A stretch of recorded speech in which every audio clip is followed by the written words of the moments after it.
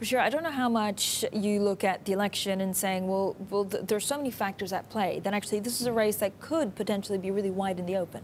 Yeah, but I think that there's a broader point I want to make here, which is that that if you look at it from a global perspective, what's going on in UK today is very different in terms of how it's being perceived compared to what was happening like a year ago. A year ago, there was a lot of fear in the marketplace that what if there is Brexit, what's going to happen and stuff like that.